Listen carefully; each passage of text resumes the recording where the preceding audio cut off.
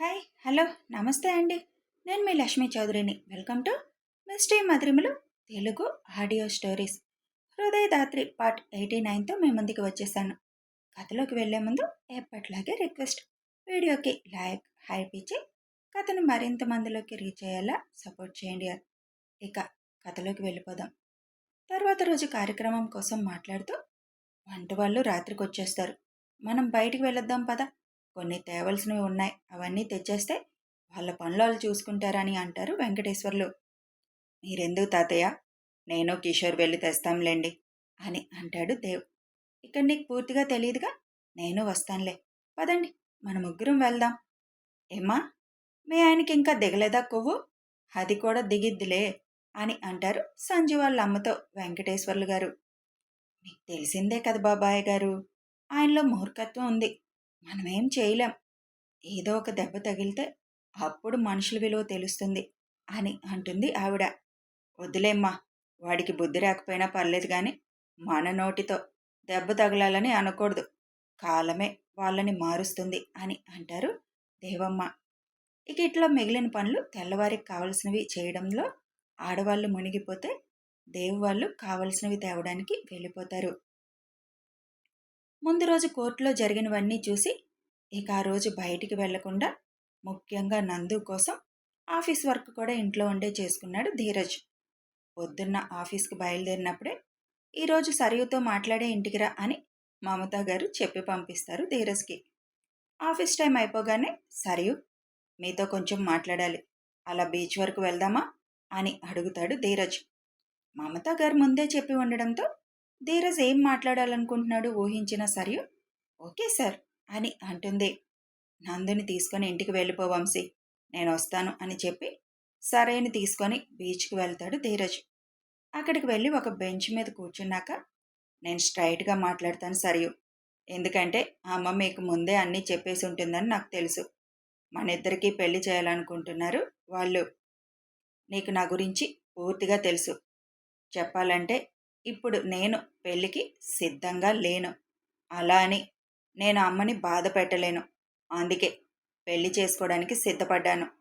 ప్రస్తుతం నా మనసులో భువిజ అంటే ఆరాధన మాత్రమే ఉంది, ఎందుకంటే 3 ఏళ్లుగా తనని మాత్రమే నా మనసులో పెట్టుకొని ఉన్నాను. ఒక రోజులో తనని మర్చిపోయే జ్ఞాపకం కాదు తను, అలా అని తన మీద నాకు వేరే ఉద్దేశం కూడా లేదు. మరిచిపోవడానికి నాకు కొద్దిగా టైం పడుతుంది. మన పెళ్ళైన వెంటనే మన బంధాన్ని అయితే నేను మొదలు పెట్టలేను. నన్ను నేను కొత్త బంధానికి సిద్ధం చేసుకోవడానికి నాకు కొద్దిగా టైం కావాలి. అలా అని మిమ్మల్ని నేను ఎక్కువ రోజులు బాధ పెట్టాలి అని కూడా అనుకోవటం లేదు. నా భార్యగా నా మీద అన్ని హక్కులు మీకు ఇస్తాను, కాకపోతే కొన్ని విషయాల్లో నాకు కొద్దిగా టైం ఇవ్వాలి మీరు. అందుకు మీకు సమ్మతమే అయితే ఈ పెళ్లికి ఒప్పుకోండి, లేదు అంటే చెప్పేయండి నాకు అని అంటాడు ధీరజ్. ధీరజ్ గారు, మీరు ఎలా అయితే ఫోటో చూసి ప్రేమించారో, నేను మిమ్మల్ని మీ ఫోటో చూసి ఆంటీ చెప్పిన విషయాలను బట్టి నా మనసులో మీకు స్థానాన్ని ఇచ్చేశాను. మీరు భువిజాని ప్రేమిస్తున్నారని చెప్పినప్పుడు నాకేం మిమ్మల్ని తప్పు పట్టాలని అనిపించలేదు. దేవు గారిని తప్పు పట్టారని, పెళ్ళైపోయిన భువిజని తను మనీ కోసం చేసుకుందేమో అని మీరు అన్న మాటకి కోపం వచ్చి ఆ రోజు సీరియస్ అయ్యాను. ప్రేమించడం తప్పు కాదు, అన్ని ప్రేమలు సక్సెస్ అవ్వవు, పైగా మీది 1 సైడ్ లవ్ మాత్రమే. అది మీరు తలుచుకుంటే త్వరగానే మర్చిపోగలరు. ఇక నా విషయంకి వస్తే, నేను మిమ్మల్ని ప్రేమించాను కాబట్టి మీ నుంచి నేనేమీ ఆశించను. మీతో పెళ్ళంటే ఆనందంగా ఒప్పుకుంటాను. బంధం ముందుకు సాగించడానికి మీరు టైం అడిగారు, మీకు నచ్చినంత టైం తీసుకోండి, నేను మిమ్మల్ని ఇబ్బంది పెట్టను. కాకపోతే నన్ను కనీసం ఒక ఫ్రెండ్ లాగన్నా ట్రీట్ చేయండి, ఎందుకంటే నేను మాట్లాడకుండా మౌనంగా ఉండడం అంటే నా వల్ల కాదు. అదొక్కటే నాకు హెల్ప్ చేయండి చాలు అని అంటుంది సరియు. తప్పకుండా సరియు, మీరేం తప్పుగా ఏం అడగలేదుగా, తప్పకుండా మనం ఫ్రెండ్స్లా ఉందాం. అలాగని నన్ను నమ్మొచ్చిన అమ్మాయిని నేను బాధ పెట్టలేను. తొందరగానే నన్ను నేను మార్చుకోవడానికి ప్రయత్నం చేస్తాను. నేను ప్రేమించే అమ్మాయి నాకు దక్కకపోయినా నన్ను ప్రేమించే అమ్మాయి నాకు దక్కుతుంది. చాలాసార్లు విన్నాను. మనం ప్రేమించే వాళ్ళకన్నా మనల్ని ప్రేమించే వాళ్ళు మన జీవితంలోకొస్తే చాలా సంతోషంగా ఉంటాము అని. ఐ హోప్ నా లైఫ్ కూడా మీతో అలాగే ఉంటుంది అనుకుంటున్నాను. అయితే అమ్మకి నేను చెప్పేస్తాను ఈ పెళ్ళి నాకిష్టమే అని అంటాడు ధీరజ్. మీకో విషయం తెలుసా ధీరజ్ గారు? మీకు ఇష్టం ఉన్నా లేకపోయినా ఈ పెళ్ళి ఎలా అయినా చేయాలని ఆంటీ పట్టుపట్టి కూర్చుంది. మీరొద్దన్నా బలవంతంగా అయినా పీటల మీద కూర్చోబెట్టేసేవాళ్ళు అని హైవింగ్ చేస్తుంది సరియు. ఒక్క నిమిషం సరేని అలా చూసి కళ్ళు పక్కకి తిప్పేస్తాడు ధీరజ్. మీరు టైం అడిగారు కానీ ఎక్కువ రోజులు మిమ్మల్ని నాకు దూరంగా ఉండనివ్వను ధీరజ్ గారు. నా ప్రేమతో మిమ్మల్ని తొందరగానే నా వాణ్ణి చేసేసుకుంటాను అని మనసులో అనుకొని వెళ్దామా ధీరజ్ గారు అని అంటుంది సరియు. వెళ్దాం. మీరొక్కరేనా సరియు? తమ్ముడు చెల్లి ఎవరైనా ఉన్నారా? తమ్ముడున్నాడు. ప్రస్తుతం బీటెక్ సెకండ్ ఇయర్ చదువుతున్నాడు. అసలు ఎంత ఫ్రెండ్షిప్ ఉంది అమ్మకి మీ ఫ్యామిలీతో. నాకెందుకు మీరెవరూ తెలియలేదు అని అంటాడు ధీరజ్. మీరు ఫస్ట్ నుంచి హాస్టల్లోనే కదా ఉంటున్నారు. మీ నాన్నగారి మీద కోపంతో ఇంటికి రావడమే మానేశారు మీరు. సెలవులు దొరికితే మీ అమ్మమ్మ గారింటికి వెళ్ళిపోయేవాళ్ళు. మేము తెలియడానికి అసలు ఇక్కడ ఎప్పుడు ఎక్కువ ఉన్నారు మీరు? 1-2 సార్లు మేము వచ్చినప్పుడు మీరు లేరు. మీరున్నప్పుడు మేము లేము. అలా మనిద్దరం మిస్ అయిపోయాం. ఒకవేళ ఫస్ట్ నన్ను చూసుంటే ఏమో మీరు నన్నే ప్రేమించేవాళ్ళేమో కదా ధీరజ్ గారు? నేను కూడా బాగానే ఉంటాను కదా అని అంటుంది సరియు. దానికి ధీరజ్ నవ్వుకుంటాడు. మీ నవ్వు చాలా బాగుంటుంది ధీరజ్ గారు అని అంటుంది సరియు. థ్యాంక్ యూ అని కారు స్టార్ట్ చేస్తాడు ధీరజ్. సరియని దింపేసి ఇంటికి వెళ్ళి నాకు ఈ పెళ్ళి ఇష్టమే అమ్మా అని చెబుతాడు ధీరజ్. మమత గారు సంతోషంగా అయితే పెళ్ళికి ఏర్పాట్లు చేసేస్తానని అంటారు. తల్లి మొహంలో సంతోషం చూసి ఇంకేమీ అనలేక నీ ఇష్టమమ్మా, నువ్వెప్పుడు తాళి కట్టమంటే అప్పుడు కడతాను అంటాడు ధీరజ్. అక్కడే ఉన్న నందు కూడా చాలా సంతోషంగా ఉందన్నయ్య. సరే వల్ల నువ్వు చాలా సంతోషంగా ఉంటావు. తను చాలా మంచి అమ్మాయి అని అంటుంది. ధీరజ్ చిన్న స్మైల్ ఇచ్చి తన రూమ్కి వెళ్ళిపోతాడు. కావలసినవన్నీ షాపింగ్ చేసుకొని వచ్చేశాక ఉదయాన్నే లేవాలని లైట్గా డిన్నర్ చేసేసి పడుకోవడానికి దేవ్ వాళ్ళు సిద్ధమవుతారు. వచ్చిన దగ్గర నుంచి తన తండ్రి హ్యాంగ్ చేసుకున్న రూమ్లోకి మాత్రం దేవ్ వెళ్ళలేదు. అందరికీ హాల్ లాంటి రూమ్లోనే కిందన పడకలు సిద్ధం చేస్తుంది భువి. తాతయ్య, మీరు కింద పడుకోలేరు కదా, మీరు మంచాల మీద పడుకోండి, నేను దేవుగారు కింద పడుకుంటాం అని అంటుంది భువి. ఏం పర్లేదు, పరుపులే కదమ్మా, వేయ్ అని వేయించుకొని అందరూ పడుకుంటారు. టైం 12 దాటాక తండ్రి పిలిచినట్టుగా అనిపించి ఉలిక్కి పడి లేస్తాడు దేవ్. నెమ్మదిగా లేచి తండ్రి హ్యాంగ్ చేసుకున్న రూంలోకి అడుగు వేస్తాడు. ఏ దూలానికి అయితే ఆయన హ్యాంగింగ్ చేసుకున్నారు ఆ దూలాన్ని చూస్తూ నిలబడిపోతాడు దేవ్. ఆ దూలాన్ని చూస్తూ 10 నిమిషాలు అలాగే నిలబడ్డాడు. తన కళ్ళ ముందు ఆ రోజు సంఘటన కనిపిస్తుంది దేవుకి. ఆ రాత్రి తండ్రి తనతో చాలా మాట్లాడారు. ఆ వయసుకి ఎందుకు మాట్లాడారో తెలియలేదు, కానీ ఇప్పుడు అర్థమవుతుంది. ఆయన మాట్లాడిన ప్రతి మాటలో అర్థం. తనని వదిలి వెళ్ళిపోవడానికి నిర్ణయించుకున్నారు కాబట్టి ముందుగానే జాగ్రత్తలన్నీ చెప్పారు తనకి. నిద్రపోయేటప్పుడు తండ్రి గుండెల మీద పడుకొని నిద్రపోయాడు. కానీ తెల్లవారి లేచేసరికి తండ్రి పక్కన లేడు. తల తిప్పి చూసేసరికి ఎదురుగా తాడుకు వేలాడుతూ తండ్రి. ఆ దృశ్యం ఇప్పటికీ కళ్ళకు కట్టినట్టుగా కనిపిస్తుంటే ఒక్కసారిగా కళ్ళు మూసేసుకుంటాడు దేవ్. ఆనాటి తండ్రి రూపం కనిపించగానే కళ్ళల్లో నీళ్లు తిరుగుతాయి దేవుకి.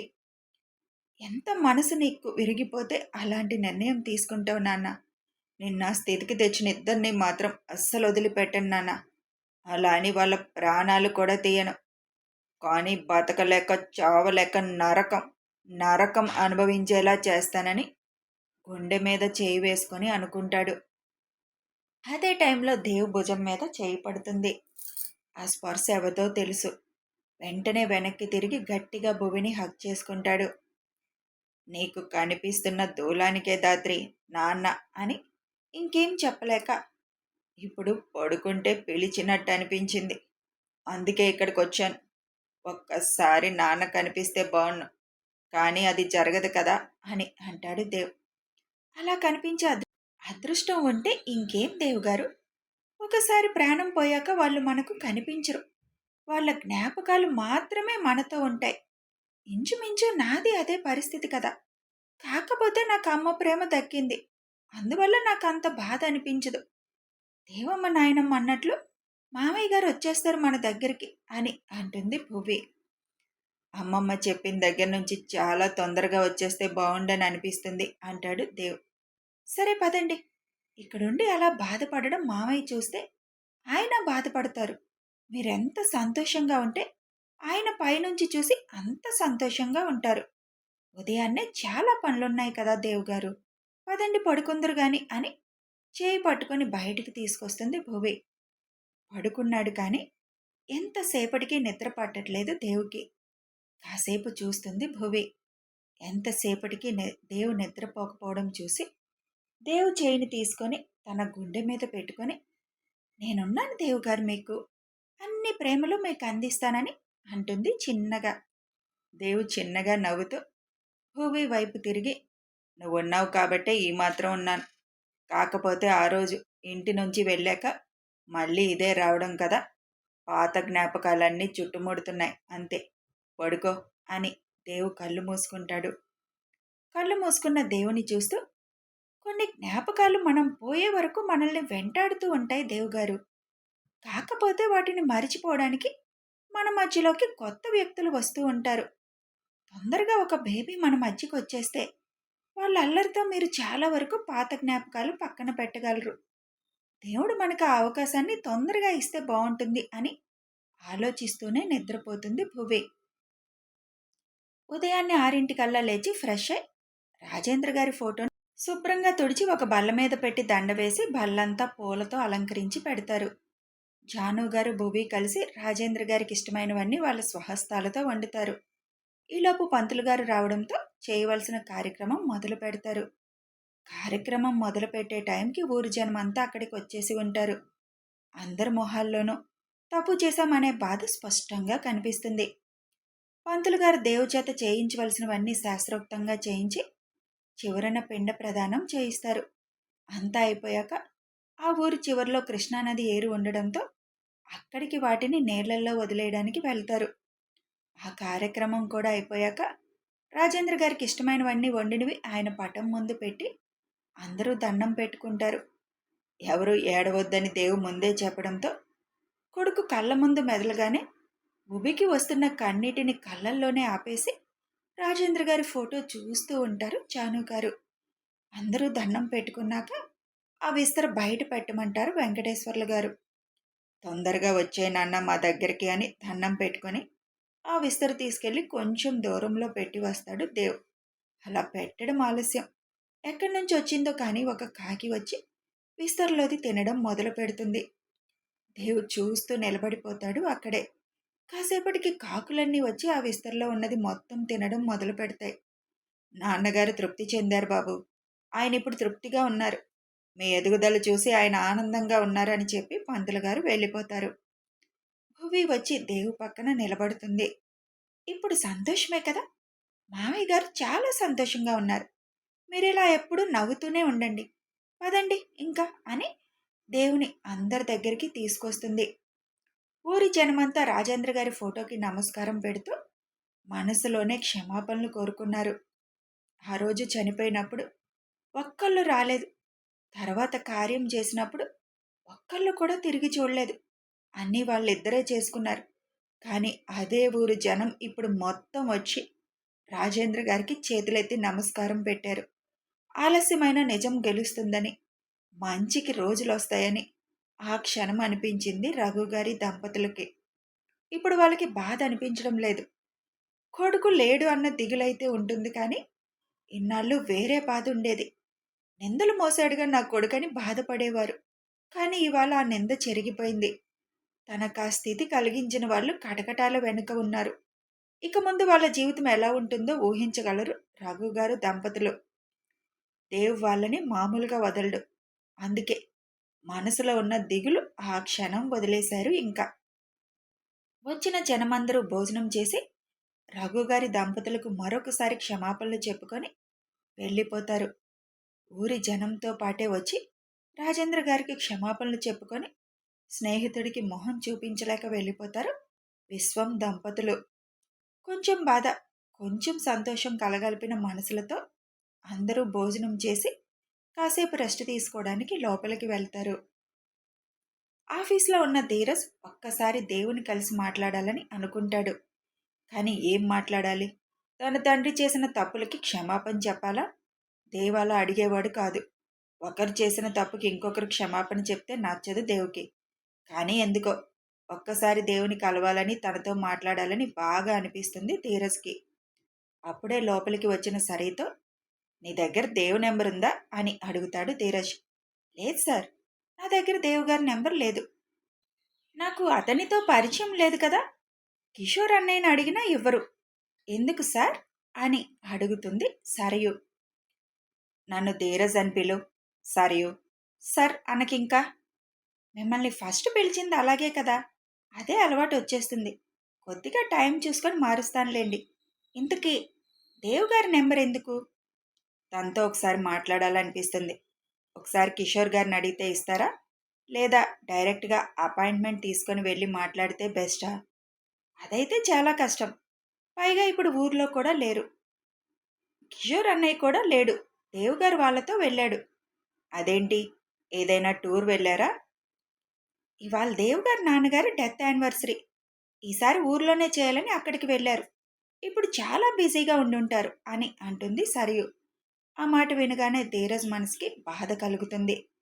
2 నిమిషాలు మౌనం అయిపోతాడు. తర్వాత సర్దుకొని, వాళ్ళు ఊరు నుంచి వచ్చాక ఒకసారి కిషోర్ గారితో మాట్లాడే అవకాశం నాకు కల్పించు అని అడుగుతాడు ధీరజ్. ఓకే, అన్నయ్యతో మాట్లాడే ఏర్పాట్లు నేను చేస్తాను అని అంటుంది సరియు. థ్యాంక్ యూ అంటాడు ధీరజ్. కథ కొనసాగుతుంది. అసలు ధీరజ్ ఏం మాట్లాడాలనుకుంటున్నాడు? దేవ్ ధీరజ్ మాట్లాడాలనుకుంటే మాట్లాడడానికి ఒప్పుకుంటాడా? మరి చూద్దాం ఏం జరుగుతుందో. వీడియో నచ్చితే ఒక లైక్ చేయండి, షేర్ చేయండి, కామెంట్స్ రూపంలో మీ అభిప్రాయాలు తెలియచేయండి. సబ్స్క్రైబ్ చేసుకుని ఛానల్ని సపోర్ట్ చేయండి. Thanks for watching and listening.